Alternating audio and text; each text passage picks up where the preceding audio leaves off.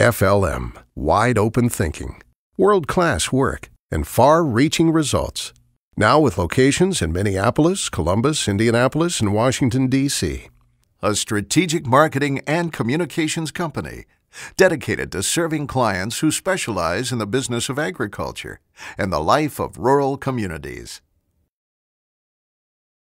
Thank you for joining us for our Agri-Pulse Washington Week in Review. I'm Spencer Chase, joined as always by Agri-Pulse Senior Editor Phil Brasher, discussing the week that was, agriculturally speaking, in Washington, D.C. And the big news out of Washington this week came just a few hours ago in a room right behind us in the Kennedy Caucus Room. They had the confirmation hearing for Ag Secretary nominee Sonny Perdue. Now, since he was officially nominated on the day before President Trump's inauguration, the agriculture community has really been pushing for a confirmation hearing. The Ag Committee finally got the necessary paperwork and documentation back, so they were able to get something scheduled. The ag community really pushing for that hearing so they could have a voice in cabinet meetings on things like the budget issue, like we talked about last week. USDA really was not represented there because they don't have a secretary. And so the ag community very happy that they were able to get something worked out for a confirmation hearing this week, is particularly today with Secretary nominee Perdue. And so Phil, at that confirmation hearing, a lot of senators tried and succeeded in many cases to get commitments and positions from the nominee, and really were able to get kind of a feel for how he wants to lead the Department of Agriculture. Right. And dairy was at the top of the list for several members of the committee, starting with Patrick Leahy, former chairman of the committee, Debbie Stabenow, former chairwoman of the committee, plus the current ranking Democrat.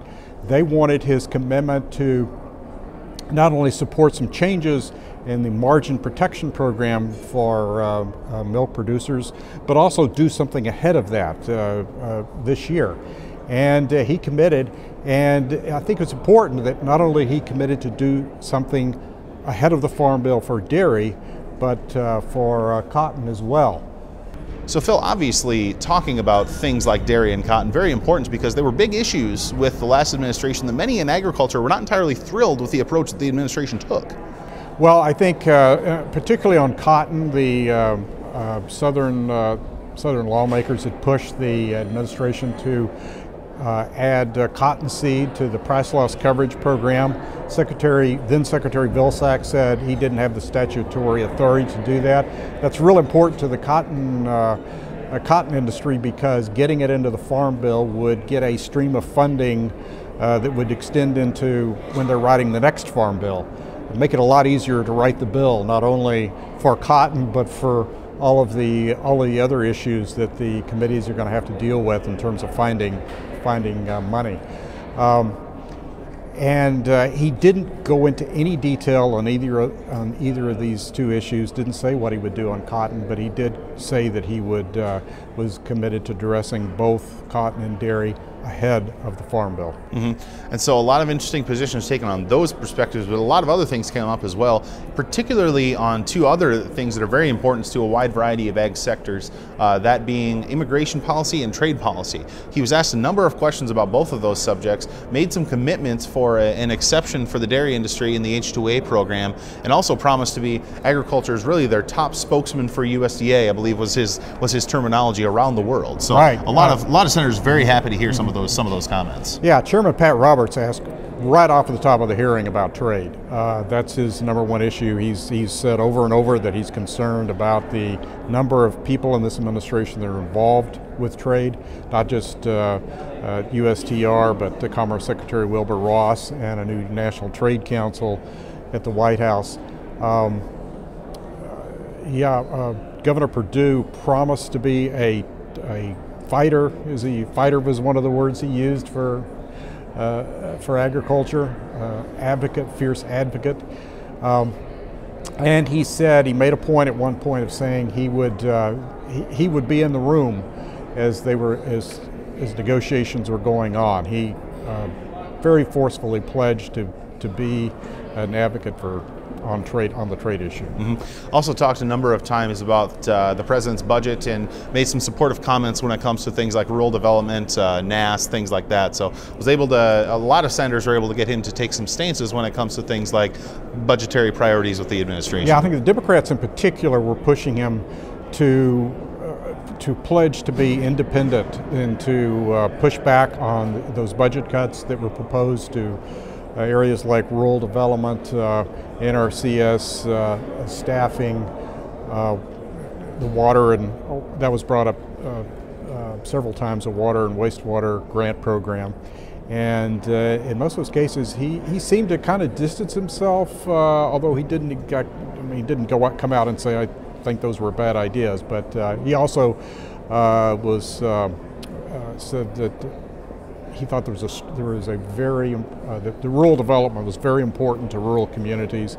Broadband, in particular, was a lot of discussion, a fair amount of discussion of broadband. Mm-hmm. And we'll have some more coverage from that hearing on Agri-Pulse.com. Would encourage you to check that out for a bit of a deeper dive into some of the things that were said and potential implications for some of those comments. We'll keep you posted in terms of when a confirmation vote can be expected, both in the Senate Agriculture Committee and before the full Senate, should it get to that point. Don't have any concrete dates to give you at this point because the committee did not provide us with such information.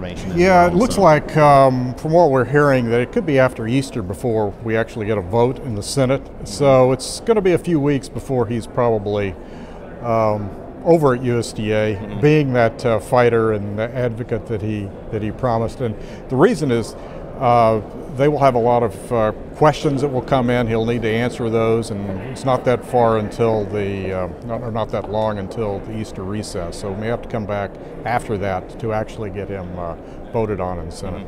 And Senate Ag Committee Chair Pat Roberts was asked about, could you potentially get this done before the April recess? His comment was, "Hope springs eternal." So not exactly that's close to a no. Yeah, very as close to a no as he can give without actually giving the no.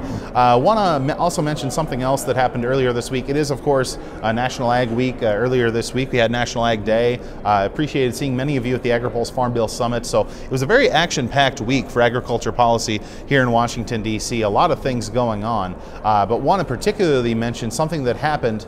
We saw a presidential proclamation for National Ag Day. Phil, that's something that we haven't seen in about 16 years, and in that proclamation we saw some more language that was affirmed by nominee Perdue earlier today, but talking about the administration's priorities, particularly when it comes to trade. Yeah, not only in the proclamation, but also Ray Starling, who's the White House liaison for agriculture, spoke at an Ag Day breakfast on Tuesday and kind of expanded on what was in the proclamation. Among the things that I thought was most interesting in the proclamation was a pretty forceful statement about the importance of agricultural trade to the U.S. economy. That's something that